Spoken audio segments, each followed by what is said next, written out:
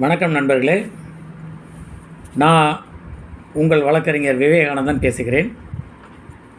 இப்போது தேர்தல் அறிவிச்சாச்சு. எல்லா பகுதிகளிலையும் தேர்தல் களகட்டி இருக்குது. அந்தந்த கட்சிக்காரர்கள் நல்ல முறையில் பணிகளை செஞ்சுக்கிட்டு இருக்காங்க. இப்போது காவல்துறையிலேருந்து வருவாய்த்துறையிலேருந்து அனைத்து விதமான துறைகளும் தேர்தல் கட்டுப்பாட்டினுடைய கண்ட்ரோலில் வந்திருக்கு. இதில் என்ன ஒரு சந்தோஷமான விஷயம் அப்படின்னா, அதிகாரிகள் அதாவது காவல்துறை உள்பட இனி சுதந்திரமாக செயல்பட முடியும். தேர்தல் கமிஷன் கட்டுப்பாட்டில் தான் இவங்க செயல்பட்டு இருக்காங்க. ஸோ இவங்க எந்த ஒரு பொலிட்டீஷியனுக்கும் இந்த தேர்தல் வரைக்கும் பயப்பட வேண்டிய அவசியம் கிடையாது. பயப்படவும் மாட்டாங்க. இப்போது ஒவ்வொரு அதிகாரியும் மனிதர்கள் தானே, அவங்களுக்குள்ளே ஒரு உணர்வு இருக்கும் இல்லையா? நம்ம இந்த பதவிக்கு வந்திருக்கிறோம், நேர்மையாக இருக்கணும், நம்மளை நம்ம நேர்மையானவர்னு வெளிப்படுத்திக்கணும் அப்படின்றதுக்கு சுதந்திரமாக செயல்படக்கூடிய நேரம் தான் இந்த தேர்தல் நேரம். இப்போ இந்த தேர்தல் நேரத்தில் பார்த்தீங்கன்னா, ஒரு எம்எல்ஏ ரெக்கமெண்ட் பண்ணார், ஒரு எம்பி ரெக்கமெண்ட் பண்ணார், ஒன்றியம் ரெக்கமெண்ட் பண்ணார். இந்த மாதிரிலாம் எந்த அதிகாரியும் இடம் கொடுக்க மாட்டாங்க, பயந்துக்கவும் மாட்டாங்க. ஏன்னா அதிகாரிகளும் மனிதர்கள். அவங்க நேர்மையாக இருக்கணுன்ற அந்த நிலைப்பாட்டை செயல்படுத்தக்கூடிய காலம் இந்த தேர்தல் நேரம். அதனால் அவங்களும் நேர்மையாக தான் செயல்படுறாங்க. நான் இப்போ இந்த வீடியோ பதிவு போட்டதுக்கு ஒரு காரணமும் இருக்குது. ஒரு விழிப்புணர்வுக்காக தான் இந்த பதிவு. என்ன அப்படின்னு பார்த்தீங்கன்னா, தேர்தல் கமிஷன் சி விஜில் அப்படின்னு ஒரு ஆப்பு வெளிவிட்டிருக்காங்க.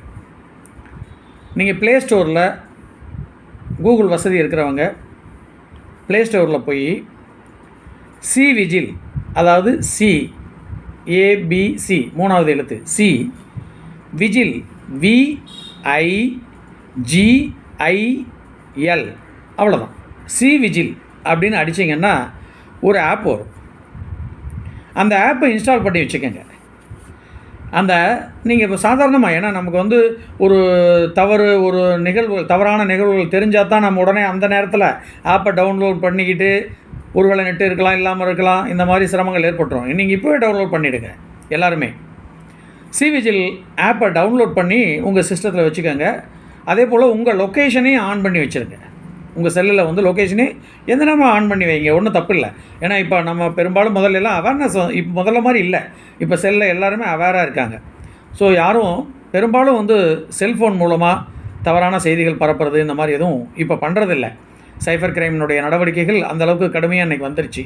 அதனால் யாரும் சட்டவிரோதமாக எதுவும் பண்ணுறதில்ல, பெரும்பாலும் இல்லை. அந்த மாதிரி ஓரளவுக்கு விழிப்புணர்வோடு இருக்காங்க மக்கள். அதனால் சிவிஜியில் நீங்கள் டவுன்லோட் பண்ணி வச்சுக்கோங்க உங்கள் ஆப்பை. அதே போல் உங்கள் லொக்கேஷன் உங்கள் செல்ஃபோனில் லொக்கேஷனை ஆன் பண்ணி வச்சுக்கோங்க. ஆன் பண்ணி வச்சுட்டு என்னென்ன மாதிரி குற்றச்சாட்டுகள் எல்லாம் நீங்கள் ஒன்றும் சிரமப்பட வேண்டியதில்லை சார். நீங்கள் போய்ட்டு நீங்கள் ஏன் இப்படி பண்ணுறீங்க, இந்த இடத்துல ஏன் இப்படி இருக்குது, இந்த இடத்துல ஏன் கொடி இன்னும் பறக்குது, இந்த இடத்துல ஏன் போஸ்டர்லாம் இன்னும் அப்படியே கிழிக்காமல் வச்சுருக்காங்க, இந்த இடத்துல ஏன் சாப்பாடு கட்சிக்காக போட்டுக்கிட்டு இருக்காங்க, இந்த இடத்துல பாருங்கள் சாராய பாட்டெல்லாம் கொடுத்துட்ருக்காங்க, எல்லா குடும்பங்களும் நாசமாக போகட்டும்னு சொல்லிட்டு குவார்ட்டர் பாட்டில் கொடுத்து அழிச்சிக்கிட்டு இருக்கானுங்க அவனுக்கு வருமானத்துக்காக. ஸோ இந்த மாதிரிலாம் பண்ணிக்கிட்டு இருக்கானுங்க. எத்தனையோ இளைஞர்கள் இந்த போதையினால் அழிஞ்சு போயிட்டுருக்காங்க. இன்றைக்கி நம்ம கனவு கொண்டுகிட்டு இருப்போம், பெற்றோர்கள் நம்ம குழந்தைகள் இந்த மாதிரி வரணும்னு சொல்லி கனவு கொண்டுகிட்டு இருப்போம். கடைசியாக நம்ம குழந்தைகளுடைய கனவு, நம்மளுடைய கனவு எல்லாமே பாழாக போகக்கூடிய நிலையில் நம்மளை எல்லாரையும் மக்களை தமிழக மக்களை கொஞ்சம் கொஞ்சமாக போதைக்கு அடிமையாக்கிட்டு இருக்காங்க.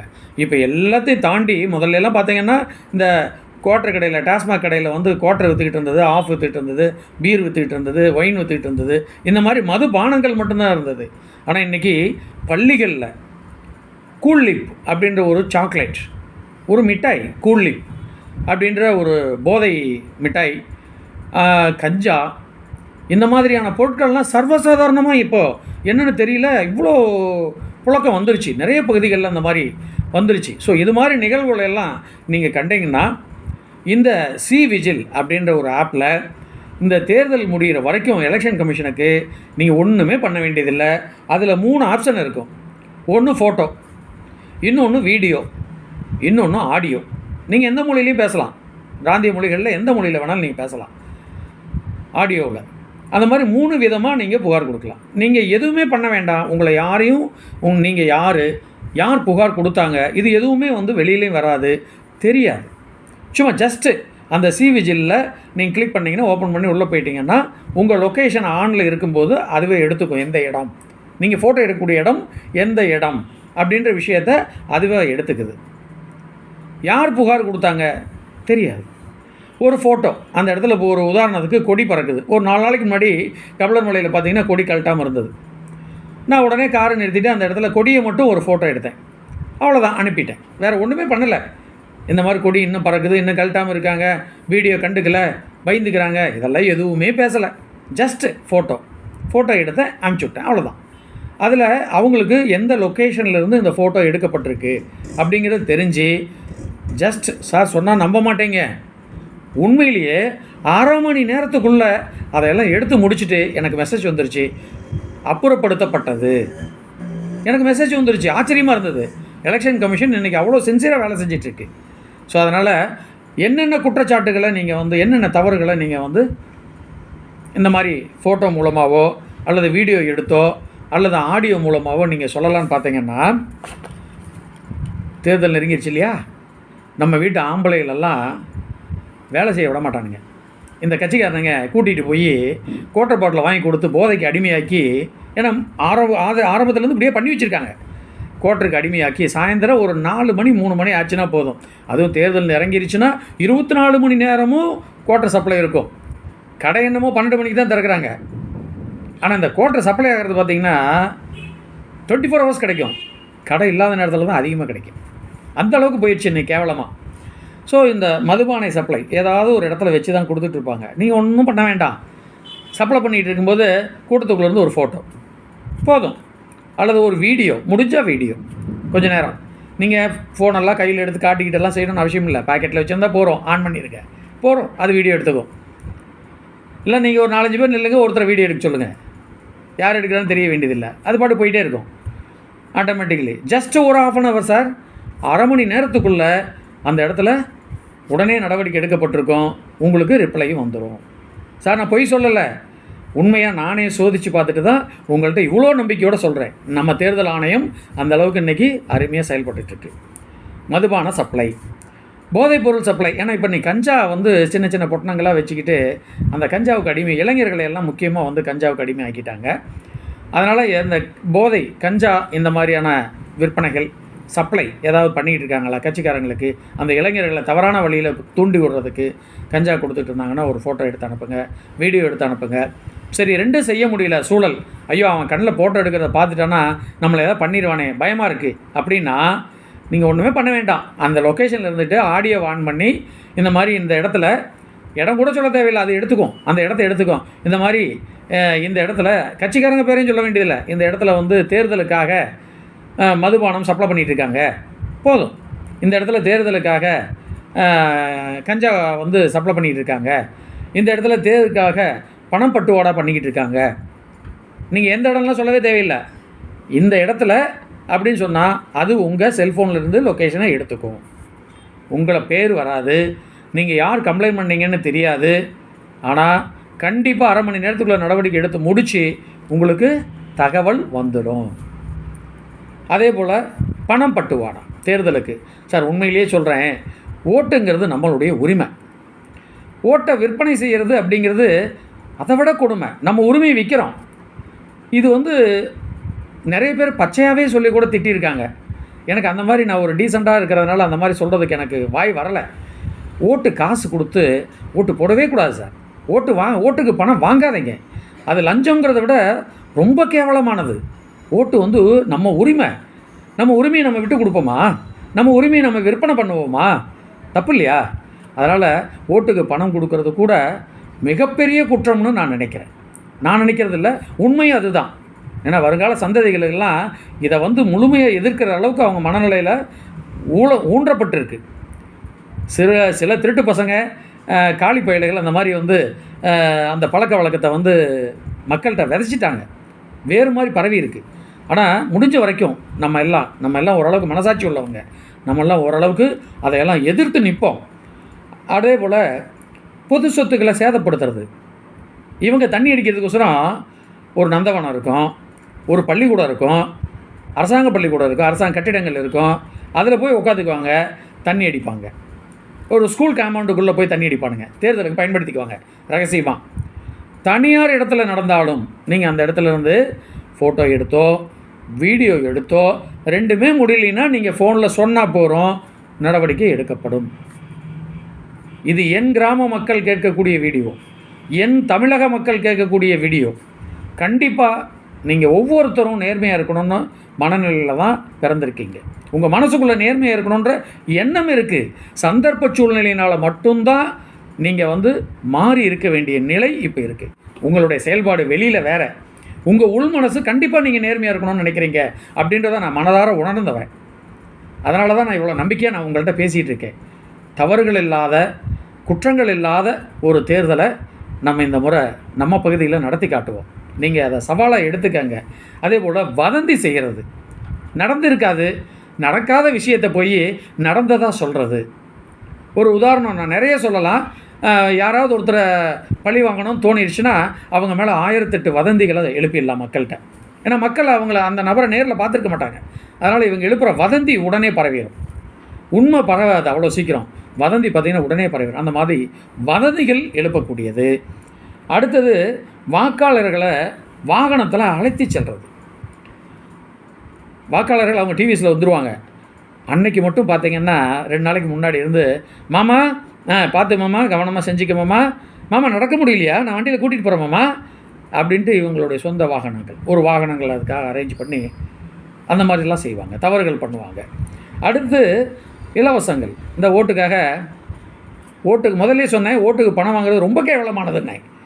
அதே மாதிரி தான் ஓட்டுக்காக எனக்கு ஒரு குக்கர் கொடுத்தாங்க, ஓட்டுக்காக எனக்கு வந்து ஒரு டிவி வாங்கி கொடுத்தாங்க, ஓட்டுக்காக எங்கள் வீட்டுக்கு ஒரு சீப்பு வாங்கி கொடுத்தாங்க.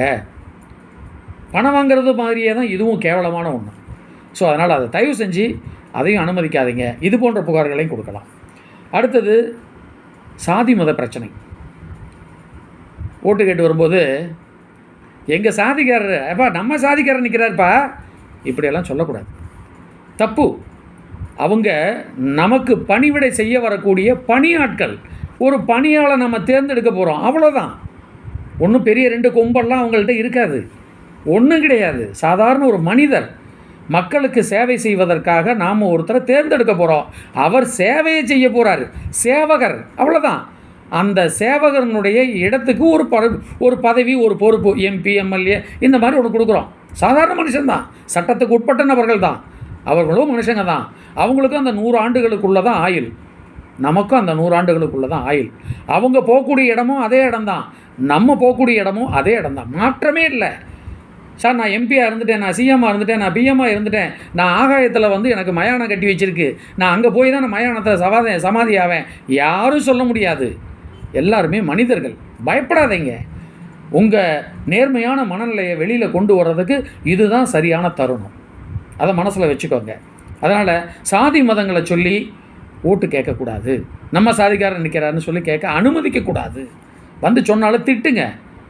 அதே போல் சட்டவிரோதமாக ஒரு 5 பேருக்கு மேலே கூடி திட்டமிட்டுதல், தவறான திட்டமிட்டுதல், கலவரம் ஏற்படுத்துதல், பொது அமைதிக்கு பங்கத்தை உருவாக்குதல். இவன் 4 பேர் 5 பேர் ஒரு 10 பேர் சேர்ந்துக்குவான், குவார்ட்டர் பாட்டில் அடிச்சிருவான்.